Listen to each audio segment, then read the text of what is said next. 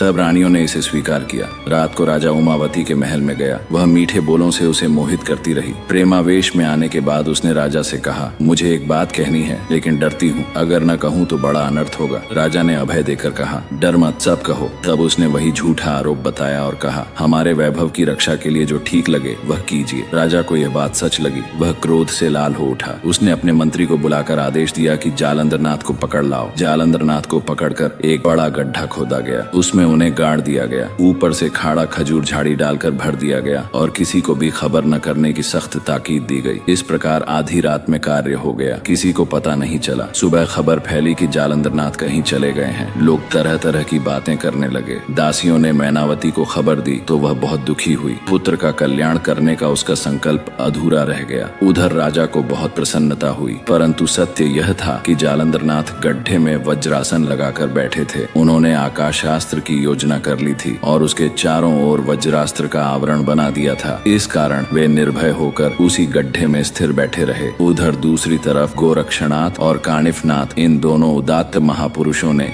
12 वर्षों तक बद्रिकाश्रम में तपस्या की। जब तपस्या पूर्ण हुई तब वे अपने अपने गुरु की खोज में निकल पड़े, परंतु कहीं भी गुरु का पता न लगने से वे मछली की तरह तड़पने लगे। गुरु वियोग से उनकी आंखों से आंसू बहने लगे। इसी दशा में वे देश देशांतर घूमते रहे। गोरक्षनाथ घूमते घूमते गौड़ बंगाल में पहुंचे। वह एक शिवालय में ठहर गए। गांव के लोग जो रक्षक थे उनके पास आए और प्रणाम किया। गोरक्षनाथ ने उनसे मच्छिंद्रनाथ के बारे में पूछा। उन्होंने कहा, यहाँ जिस साधु का आप उल्लेख कर रहे हैं वह तो नहीं आया था, लेकिन जालंधरनाथ नाम का एक साधु आया था। वह सूर्य के समान तेजस्वी था। उसके सिर पर बिना किसी आधार के घास का बोझ टिका रहता था। वह प्रतिदिन जंगल से घास लाकर गांव की गायों को खिलाते। लगभग 1 वर्ष तक वह यहाँ रहे और उसके बाद वह कब और कहाँ चले गए इसका किसी को पता नहीं। यह सुनकर गोरक्षनाथ को अत्यंत दुख हुआ। उनके मन में यह विचार आया कि शायद गुरु ने अपना नाम बदल लिया हो। शिष्यों ने उन्हें सांत्वना दी, ईश्वर की कृपा से गुरु और तुम्हारी भेंट अवश्य होगी, चिंता मत करो। फिर गोरक्षनाथ भिक्षा मांगने निकले। घूमते घूमते वे उसी स्थान पर पहुंचे जहां जालंधरनाथ को जीवित गाड़ दिया गया था। उन्होंने पुकारा तो अंदर से जालंधरनाथ का आदेश सुनाई दिया। गोरक्षनाथ ने पूछा, आपका नाम क्या है? भीतर से उत्तर आया, लोग मुझे जालंधरनाथ कहते हैं। फिर उन्होंने गोरक्षनाथ से भी यही प्रश्न किया। गोरक्षनाथ ने उत्तर दिया, मेरे गुरु मच्छिंद्रनाथ हैं और मुझे गोरक्षक कहते हैं। गोरक्षनाथ ने पूछा, आपकी यह दशा कैसे हुई? जालंधरनाथ ने सारा वृत्तांत सुनाया। यह सुनकर गोरक्षनाथ क्रोधित हो उठे और बोले, मैं गोपीचंद राजा का सर्वनाश कर दूंगा। परंतु जालंधरनाथ ने भविष्य का भान करके उन्हें रोका और कहा, तुम इसमें मत पड़ो, किसी से यह बात मत कहना। जब मेरा शिष्य आएगा तब उसे यह समाचार देना, वही मुझे यहाँ से निकालकर नाथ पंथ का उत्कर्ष करेगा। गोरक्षनाथ ने आज्ञा लेकर जगन्नाथपुरी की यात्रा की।